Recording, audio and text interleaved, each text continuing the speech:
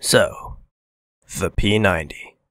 You may not believe it, but back in the day, the P90 used to be one of the best SMGs to use in Counter-Strike.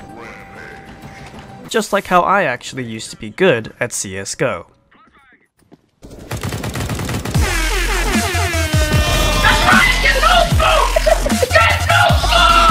Okay, the latter not so much, but in all honesty, the P90 used to be a pretty big deal back in the day, even getting screen time in popular mainstream media. This weapon is called a P90. It carries a 50-round top-loading magazine of Teflon-coated ordnance, with a cyclical rate of fire of 900 rounds per minute.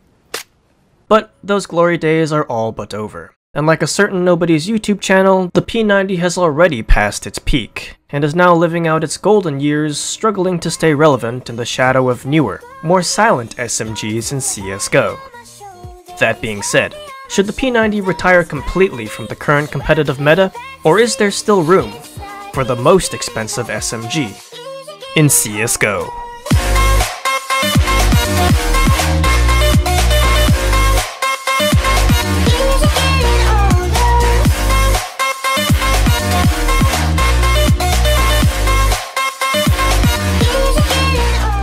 Of course, before we get into the bulk of this breakdown discussion, we first need to take a quick look at some weapon statistics. For most of you who don't remember, I won't be discussing all of the P90's weapon statistics, but just the ones I find to be important and or interesting.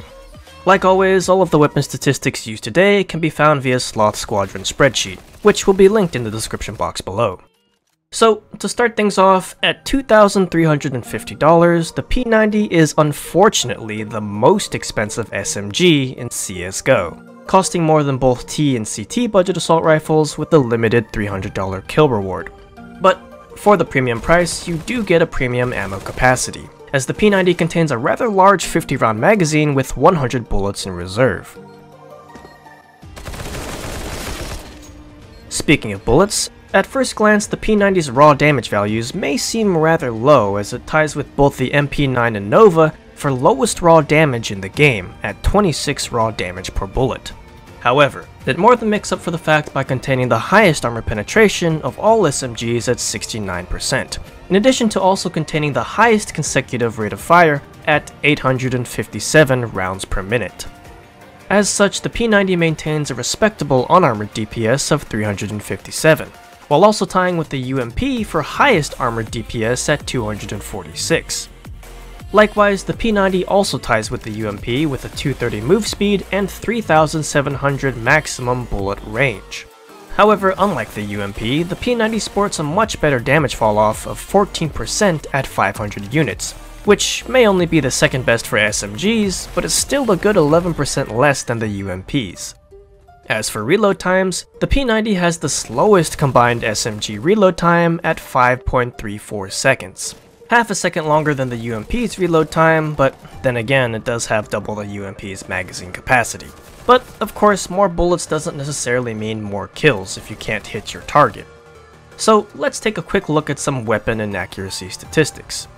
Right off the bat, we can see that the P90 has comparatively poor standing and crouching inaccuracies for an SMG, being just a tiny bit worse than the UMP in both regards. Worse still is that the P90 has surprisingly the worst running inaccuracy of all SMGs at 45.65. But honestly, it sounds worse than it actually is. Now, what isn't really viable is the P90's jumping inaccuracy. At 104.7, the P90 has easily the worst jumping inaccuracy for all SMGs, actually being so bad that it borders on a rifle jumping inaccuracy. Yet, to make up for these rather mediocre to poor SMG inaccuracies, the P90 does tie with the MP7 and 5 for the lowest recoil amount in the game. Add to that the second lowest firing inaccuracies in the game, and it's easy to see why the P90 is favored for its spraying prowess. With that said, how should you use the P90? Just spray and pray, kid. Where? Behind me, bro. Behind me, Long. Kill him. Really? I kid. But unlike many other SMGs that have those wacky sideways spray patterns, the P90 spray is more akin to the traditional rifle pattern of rising mostly vertically and then finishing off in a horizontal mess. As such, I would say that it is an easier weapon to spray with than say the MP7 or MAC-10, but when spraying with the P90 you shouldn't be trying to mimic the spray pattern exactly, but instead try to compensate based off of where your tracers land. With that in mind, the P90 is obviously one of the best weapons to spray and pray with, as its ammo capacity, rate of fire, and armor penetration more than make up for its low raw damage and mediocre inaccuracies, especially in CQC. In fact, those strengths are so good that despite the P90's rather poor running inaccuracies, it's still one of, if not the best weapon to run and gun with in CSGO. That being said, of course I like to use the P90 as an aggressive CQC weapon, as it's generally more advantageous the closer you get to an enemy. But surprisingly enough, it's also pretty decent while spraying at medium ranges, even while on the run. Remember, most SMGs are all about utilizing movement, and the P90 is no exception. Sure, you could try to crouch fight riflers or even commit to AD-AD duels, but most of the time you'd just be better off race carring around the map, making yourself a harder target to hit. From what I've experienced, people really seem to underestimate the amount of control you have while spraying with the P90 on the run. Of course, a lot of my spraying success could be attributed to my devotion to RNGesus. But there is an actual technique to running and gunning that maximizes your chances of success. Okay, now I know this is gonna sound stupid, but when I'm race carring around the map doing drive-bys, I personally like to aim at chest level instead of head level. The reason being that after factoring recoil and running inaccuracy, your first couple bullets have a good chance of hitting above and or around your crosshair. So aiming center of mass not only gives you a larger strike zone and higher hit percentage, but it also gives you the added bonus chance of recoiled headshots. Again, this is why I suggest you compensate based off of your tracers rather than memorizing recoil patterns, as running and gunning pretty much always randomizes your spray pattern regardless of control. So I highly suggest using your first couple of tracers as pathfinders and then compensating from there. Think of it like using the Negev, only better, because you can actually move. Speaking of which, pre-fire, and pre-fire some more. I mean, you've got a 50-round magazine for God's sake, so you may as well use some of it. While pre-firing corners may give away your position in some situations, it's definitely better to be safe rather than sorry, especially in CQC. Again, because of the P90's extremely low recoil and firing inaccuracies, it's actually not that hard to compensate for, even while running and gunning. However, the one suggestion I would make is that you probably shouldn't make a habit of jumping while shooting. Unlike the other SMGs, the P90's jumping inaccuracy is just too inconsistent to use outside of point-blank range. Now, although the P90 is obviously good when used in an overtly aggressive fashion, that's not to say that it's a bad weapon to use when passively holding a position. In fact, to the contrary. As everybody knows, the P90 is one of the easiest weapons to hold off a 5-man push with. The 50-round magazine and armor penetration make it the perfect weapon for spamming through smoke, to punish all the non-believers that would question your faith in RNGesus. Indeed, I would even go as far as to say that the P90 is one of the best weapons to play behind a smoke grenade with, so always try to pair a P90 with at least some utility.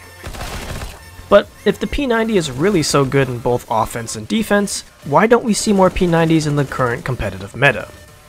Well, a lot of it comes down to the CSGO economy. So, when should you buy a P90? Well, whenever you feel like it, kid.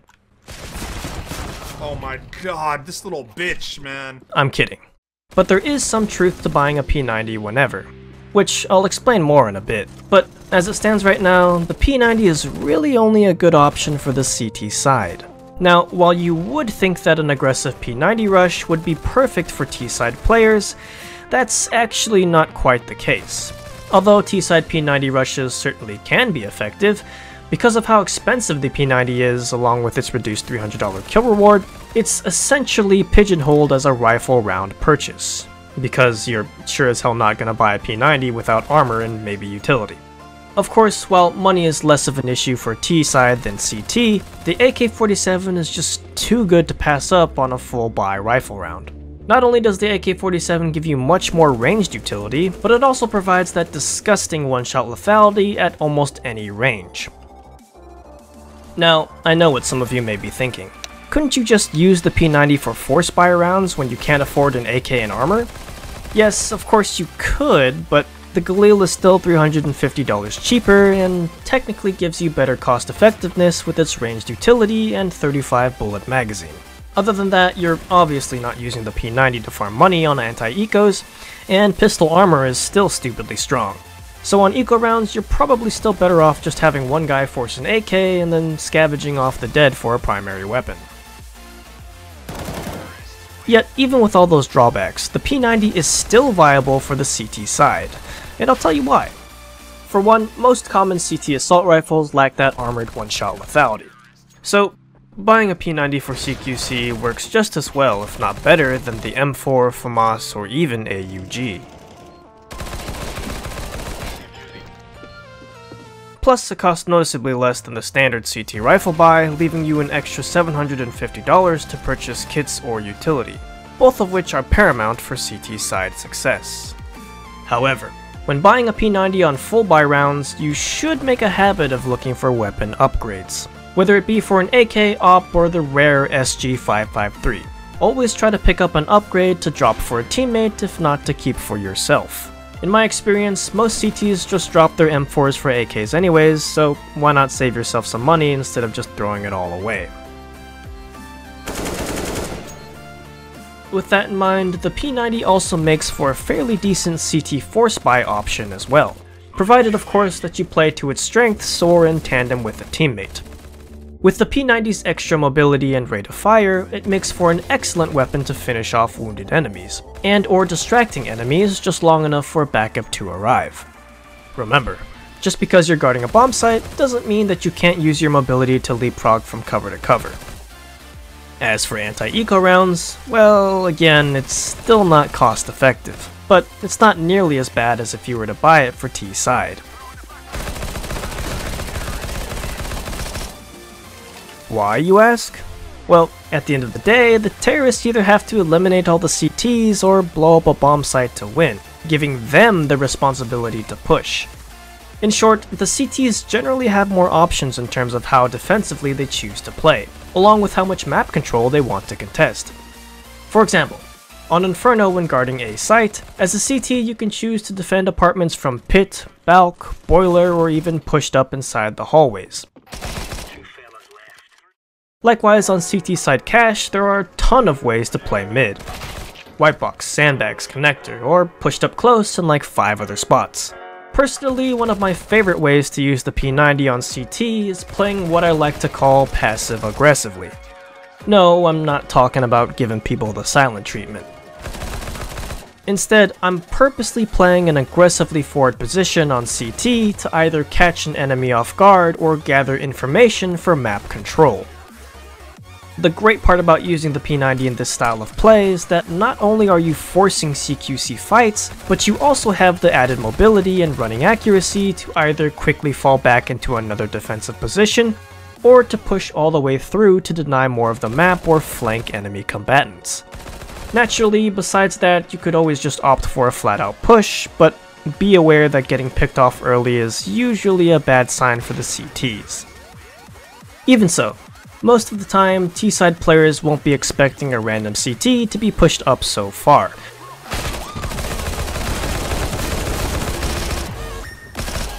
But of course, if you make it a habit of pushing, enemies will eventually catch on, and severely punish you for it. Which again, is why I said you should use the P90, well, whenever you feel like it. The main goal is to always keep your opponents guessing, because if you don't outsmart and outplay your enemies, you'll more than likely end up outgunned. So try to keep the P90 use sporadic and unpredictable. That being said, the P90 is a good response buy against repeated enemy rushes, or in a random CT aggression round, which can be a great momentum shifter if you're constantly getting stomped on for playing too passively. Unfortunately, unless you're already stomping the enemy team, prolonged CT aggression is more likely to lose you more rounds than win. So, in conclusion, the P90 is an easy to pick up gun that gets harder and harder to use the higher up you climb. Although it may not have the best standing, crouching, or running inaccuracies, it more than makes up for those deficiencies with its amazing rate of fire, armor penetration, and firing inaccuracies. When used effectively, the P90 can be both unstoppable on offense as well as impenetrable on defense. But unfortunately, it's more or less only useful for the CT side.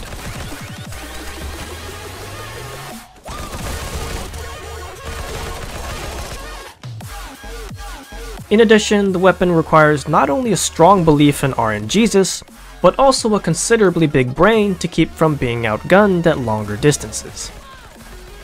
You know, it's strange that people still think that using the P90 automatically makes you a noob. Just because it is one of the easier guns to pick up and use, that doesn't automatically make it the best gun in the game. Unlike the major assault rifles, you can't just take every fight you see and out-aim your opponents when you're having a good game. You have to think, you have to strategize, you have to use that peanut brain to come up with a plan that will force firefights to your favor. But the stigma isn't all bad, considering the P90 is one of the most tilting weapons to use against somebody in competitive play.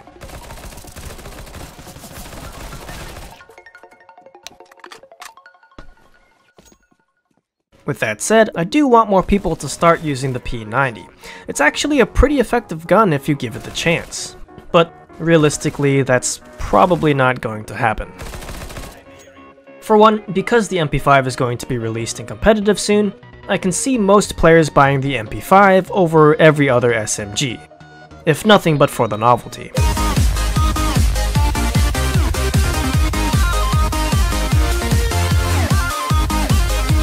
That, and again, the P90 is not really an easy weapon to use at higher ranks. But for me, it fits my aggressive playstyle perfectly. And with my declining reaction time and poor mouse dexterity, I find myself relying more on my peanut brain than I do with my retard aim. Plus, I just about have as much time spent using the P90 as I do with the M4A4, so that always helps. Of course, I somehow doubt that most people would be willing to put in that much time and effort into a rifle round SMG. So I can't really recommend it to new or even seasoned CSGO players. Even so, I do believe the P90 to be one of the few guns in CSGO that requires more brain than aim. So if you are feeling a bit burned out with the standard assault rifles, go ahead and give the old P90 a shot. But that's just my opinion. What do you guys think about the P90? Does it need a buff to stay competitively relevant, or should it stay as it is, like a forgotten relic reminiscent of better days? Well, whatever you think, it's still the most expensive SMG in CSGO.